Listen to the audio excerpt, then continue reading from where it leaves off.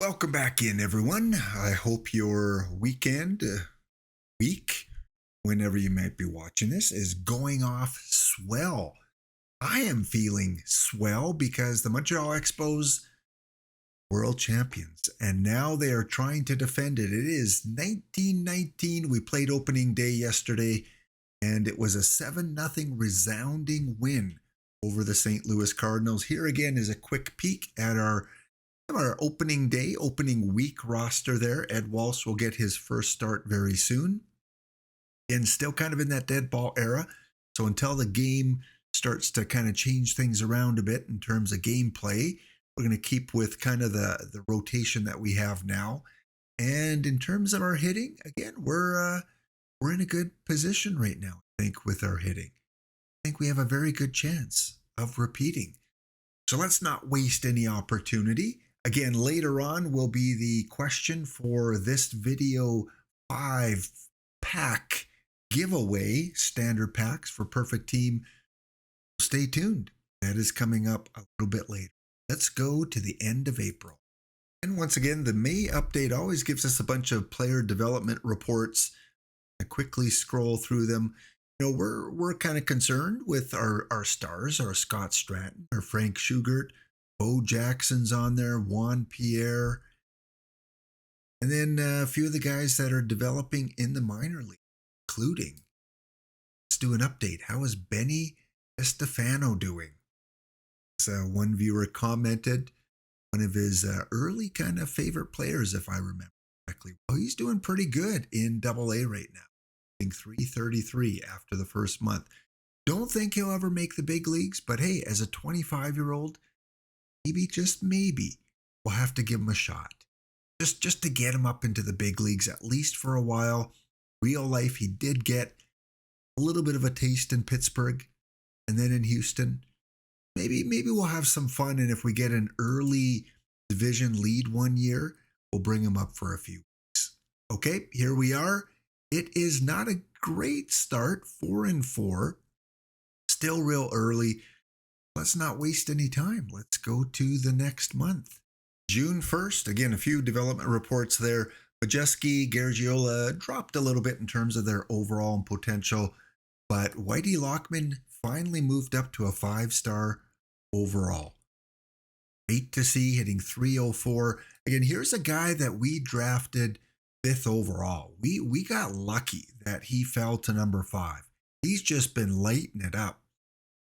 Minor leagues and in his short career so far in Montreal. 330 in his rookie year, then 303 this year, or last year, I guess, and hitting 304. So staying pretty consistent, which I like to see. Are his fielding numbers not great, but not bad? And still a young guy, only 21 years old, in the outfield there with Ken Griffey Jr. and, of course, with Jackson, the veteran, 38. Look at this guy. Look at his numbers. Almost 9,000 at-bats. He's hit the 2,500 hit mark, 93 home runs. If he can get to 100 in his career, I am voting him Hall of Fame. In the Deadball Era, to hit 100 home runs and over 1,000 RBIs. What a great player in this game. We drafted him in the 5th, 6th round. Now, all the way to the 6th round. Future Hall of Famer. No doubt he's going to make the Hall of Fame. Montreal currently just above 500. Really kind of tight division there with the Giants at the helm. And there we go. The Washington Senators are finally becoming that dynasty I thought they would. They've got brothers, 36 years old, still a 5-star player. And of course, they've got Ty Cobb, 5-star player, hitting 380. So the game did not regress Ty Cobb. They did not take him in a different path. He is still the superstar that he was in real life. Larry Dierker, another player that the Washington Senators were able to get, number 8 overall one year. Like, he's performing fairly well. And else of note here? Darren Erstad hitting 364. He was a number 9 overall pick. So yeah, Washington, they're going to be a team to contend with for a few years, at least until Dan Brothers retires. All right, 19 and 18, time to head to the beginning of August. Make that July. It is Canada Day. And unfortunate for Bob Chance. Bob Chance has dropped from a 4 to a 3-star. Usually you see players drop half a star at a time. He dropped a full star. And oh man, is he having a rough season in 136 plate appearances. He's hitting less than .100. Wow, what a horrible season for Bob Chance, hitting 256 last year. He is declining fairly quickly. Let's look at our overall leaderboard here for the entire league and kind of see where we sit with some of these players. And wow, first thing I notice, Joe Sewell, 4th in on-base percentage, 3rd in on-base and slugging, 4th in hits, and 2nd in the league in average? Are we in the Matrix? Yeah, Joe Sewell. 37-year-old Joe Sewell is having a career year. By far, the best he's done in his career is a 325. I guess he did hit 354 as a rookie. Wow, where is this coming from for Joe Sewell? And we're halfway through the season and he's at a career pace. Love to see it for Joe Sewell. Didn't see many other Expos on the leaderboard. In fact, I think Joe was the only one. Kind of stood out, yeah. Amazing. And that's why I love this game, because you can have players that are as old as Joe Sewell and just come out of nowhere to have this great season. Montreal, though, don't know if it's going to be our year. 32 and 35, 11 games out. We'll find out for sure at the end of August, or I guess at the end of July, if we're still in it. If we can move within 5 games with a month and a half to go, we have a shot. If not, calling up Benny. Yeah, we are calling up Benny to play the remainder of the season. So let's go to the beginning of August. August 1st, again, some player development updates. Bo Jackson, for some reason, went from a 3-star to a 4-star potential at the age of 38. Game, what are you doing to me? All these older players, Joe Sewell hitting over 300, Bo Jackson hitting over 300. Great to see. Sparky Anderson improving a little bit. Kevin Brown. There you see Tim Raines. Yeah, Tim Raines, I forgot about him. 20-year-old Tim Raines still has a lot of developing to do, and going to leave him in rookie a little while longer. Don't want to stunt him too much. He was our 4th overall pick a couple years ago. He's hitting 76. So I think he's going to be okay, finishing the year in rookie, gone from a 0.5 to a 1.5 rated. Okay. Well, Benny, you're not coming up quite yet because we're within 8 games. We still have a couple months to go. So here's the deal, Benny. If we make it within 5 games, you're staying in the minor. However, if we're more than 5 games out at the beginning of September, you're going to be a September call-up. Let's do this. Let's go to September 1st. Here we are, September 1st. Again, a few player updates that you can see here over on the right-hand side. Nothing, extraordinary, nothing too upsetting. Half a point here, half a point there. Where are the Expos, Benny? 6 games out. Look at Washington. Washington has fallen back. They're only half a game up now on Cleveland. Wow. So we did make a move. We're above 500. But Benny, I made you a promise. I said if we're more than 5 out, I'm going to give you some playing time on the Major League roster. So Benny DeStefano, come on up. And how is Bob Chance doing? Bob Chance doing? Back up to 133. So he's almost doubled his output. All right, Benny, we're gonna give you some opportunity because Bob isn't playing. Benny, you're gonna be our backup first baseman, and we're gonna put you as one of our pinch. See which side you're better on. You're better against the. Oh, you're pretty even. Slightly better against the righties. Which is a pinch hitter against the righties and backup first baseman. Oh, let's see if he gets some playing. So here we go. 6 games out, second in the division. Oh boy, a little nervous. Let's go to the middle of September. Find out how far we make a move. All right, well, we had a good start. Down to 4 games now out. Yeah, 4 games out. 2 teams have been eliminated so far. Let's find out the other division. Chicago now tied with Senators, but the Senators, yeah, they're tied. 1 more win and 1 more loss. So it looks like Chicago has a couple games in hand. Let's take a look at our schedule because we are just behind the Giants. And do the Giants and the Expos have any games coming up? Well, in fact, they've got 1 game now.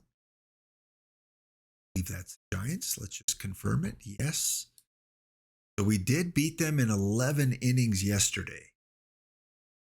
Ooh, that was a key win. We play them in October? No, we do not. So we're down to a handful of games. Looks like 7 games left. We lose this one, we're out. We are out of this game. We're too far behind. And we did lose. 2-1. Tough loss for the Expos. So unless the Giants go on a huge losing streak, pretty much our season is going to be. Play a couple games against the Chicago Cubs. We lose the first one. We win the second. And we win the third. So that puts us, we're eliminated. Officially, we've got the little E there. So the Expos are out of the playoff chase. The Yankees are within a game. So that division, a lot to still fight for. 4 teams still in contention. But we are out. We are out. Expected a lot better. Well, let's finish off the week. Find out how we do in terms of lottery. Well, we're not going to be a lottery pick, but in terms of a draft pick. I think we're done this season. We are done. Might be a few other games from other teams. So right now, we are tied with Brooklyn with a .550 winning percentage. And over on the other side, we're tied with Cleveland. So we're still one of the top 3 or 4 teams in the league. We've played all of our games. Still a few more games to be played. So let's go to the playoffs. Take a look at the final standings. And it is going to be the New York Giants, Washington Senators. Washington did hang on and take the division by 1 game over Cleveland and 2 games over the Yankees. So here is your contest giveaway question. What I want you to do in the comments is to list one of the teams in the AL and their win-loss record. All I want you to do. So you can put down Cleveland, 77-63. As long as No other comment has listed it. We've never had 8 entrants before, so we should be safe. So go ahead, leave a comment, and you will be eligible for the next giveaway. The draw for this one will be done on Monday stream. So you need to get your entry in by Monday. Actually, let's make it Tuesday, because that'll give you 3 days. Tuesday, noon Eastern Standard Time, the deadline for this giveaway. All right, we will go and sim the playoffs. Let's find out. Let's find out who takes this. I'm thinking it's going to be the Senators. For a few videos now, I said, watch out for the Senators. They're going to be good. Sim ahead a week. 2-1 for the Giants. Okay. Senators come back, and they do. For some reason, we've got a best of 9. Yes, they've moved the playoffs. That's just something randomly the game will do. They'll adjust different settings and different rules. And this World Series was a best of 9. Congratulations. Let's take a look as we're under the Boston Braves banner now, because they always change us back at the end of the season. Let's take a look at some of these batting stats, starting with Benny. Benny, unfortunately, did not get a chance to play. Got to sit on the bench, but he did not play. Sorry, Benny. We'll get you back in there sometime, and we'll get you some actual playing time. We'll put you as a starter in some of the roles. Bad. All right, so let's go to the awards and see if the Expos, I don't think they will. I would love to see Joe Sewell or Bo Jackson get an MVP award, but that's going to happen. Let's go into the reports and league history. As always, we're going to start in the American League. Your award winners in 1919, Ty Cobb, his second MVP award. 360, only 29 stolen bases. Surprises me. In his real life career, at the age of 30, he had 61. What a stolen base machine this guy was. Yeah, fulfilling his first round overall pick.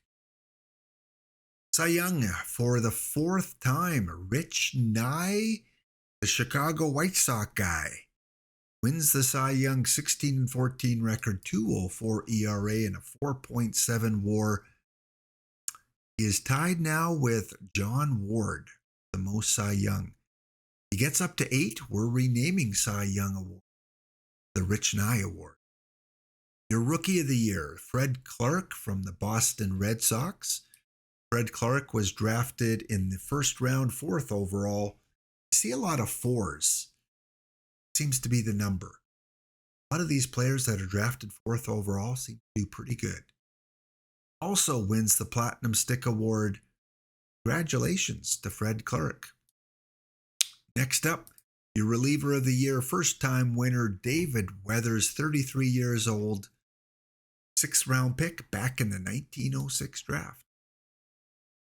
Just like Bo Jackson, a 6th round pick, having a great career as a late round.